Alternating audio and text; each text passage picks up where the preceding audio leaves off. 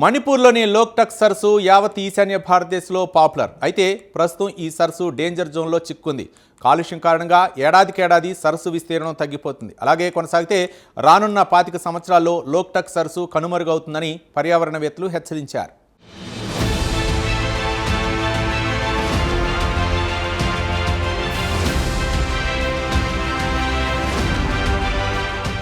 లోక్టక్ సరస్సు ఈశాన్య భారతదేశంలోని ఒక అతిపెద్ద మంచినీటి సరస్సు.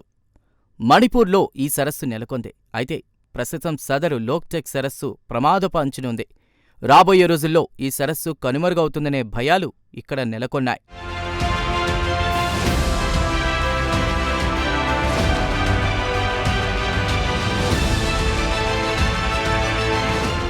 కాగా లోక్టక్ సరస్సుకు సంబంధించి క్రిందటి ఏడాది నాగాలాండ్ విశ్వవిద్యాలయం ఒక లోతైన అధ్యయనం చేసింది. కాగా ఈ అధ్యయనంలో అనేక విస్మయకర అంశాలు వెలుగుచూశాయి. కాలుష్యం కారణంగా సరస్సు డేంజర్ జోన్లో చిక్కుకుందని ఈ అధ్యయనం వెల్లడించింది. అంతేకాదు ఈ విషయంలో ప్రభుత్వాలు వెంటనే రంగంలోకి దిగి చర్యలు తీసుకోవాలని పర్యావరణవేత్తలు కోరారు.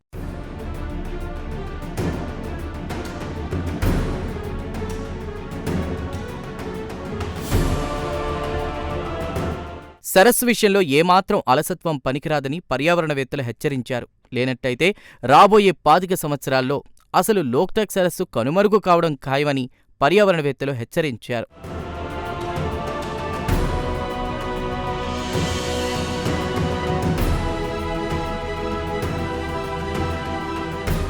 వాస్తవానికి 1983లో ఇక్కడ జలవిద్యుత్ ప్రాజెక్టులో భాగంగా ఒక ప్రాజెక్ట్ నిర్మించారు. ఇలా నిర్మించిన బ్యారేజే లోక్టక్ సరస్సు పాలిట మృత్యుపాశంగా మారిందని నిపుణులు పేర్కొన్నారు. కాగా ఈ ప్రాజెక్టు సహజ నీటి ప్రవాహాన్ని అడ్డుకుంటుందన్నది పర్యావరణవేత్తల ప్రధాన ఆరోపణ. అంతేకాదు సరస్సు విస్తీర్ణంపై కూడా ఈ బ్యారేజ్ ప్రభావం పడింది. దీనివల్ల సరస్సు త్వరితంగా కుంచుకుపోవడం తప్పదని పర్యావరణవేత్తలు హెచ్చరించారు.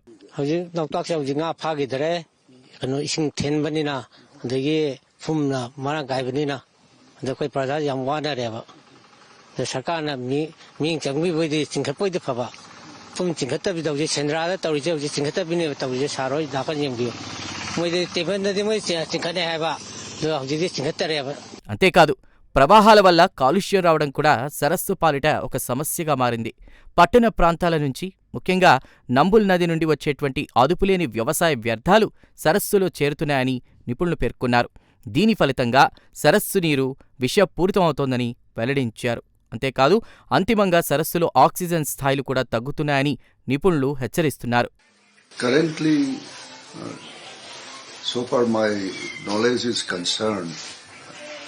Loktak natural ecosystem has already been degraded seriously, and so the degree of degradation is increasing day by day. So we need certain kind of critical examination and also to link with the modern system of wetland ecosystem conservation. We need it. ఒకవైపు కాలుష్యం తీవ్రతకు సరస్సు కకావికలమవుతుంటే మరోవైపు సరస్సులో పిచ్చి మొక్కలు పెరిగిపోతున్నాయి. అంతేకాదు సరస్సులో రసాయనాలు కలవడం వల్ల జలచరాలకు ముప్పు ఏర్పడుతోంది. ఈ ప్రభావంతో సరస్సులోని చేపల సంఖ్య బాగా తగ్గుతోంది. అంతేకాదు ఇటీవలి సర్వేల ప్రకారం సరస్సు పరిసరాలకు వచ్చేటువంటి పక్షి జాతుల సంఖ్య 127 నుండి దాదాపు 50కి పడిపోయిందని అధికార వర్గాలు వెల్లడించాయి. We cannot confine only to the Loktak. The Loktak's environment, its catchment areas, we need to study it. Say for example, sometimes during my public awareness program, I give an analogy like this. Suppose in a human body, somewhere some portions of the heart was covered by membrane. By that membrane, the liquids of that membrane is accumulated nearby the kidney side. So pressure is in the kidney side. So some of the doctor very easily try to operate the kidney area.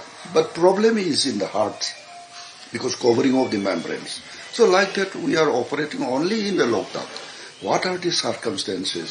What are the factors is enforcing to the Loktak to degrade their the natural ecosystem. That we have to study it. Loktak సరస్సుకు మణిపూర్లో ఎంతో craze ఉంది. కాగా ఈ సరస్సును కాపాడ్డానికి ముందుగా ఆక్రమణలను తొలగించాల్సింది. అలాగే నీటి సహజ ప్రవాహాన్ని పునరుద్ధరించడానికి చర్యలు తీసుకోవాల్సింది.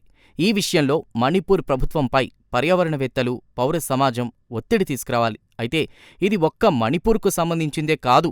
దాదాపుగా అన్ని రాష్ట్రాల్లో చెరువులు, సరస్సులు ఇలానే కుంచించుకుపోతున్నాయని పర్యావరణవేత్తలు హెచ్చరిస్తున్నారు.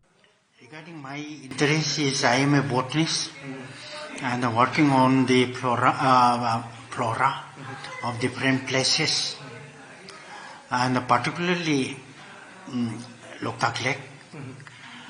I have reported more than 600-700 plants, which other researchers they have already reported.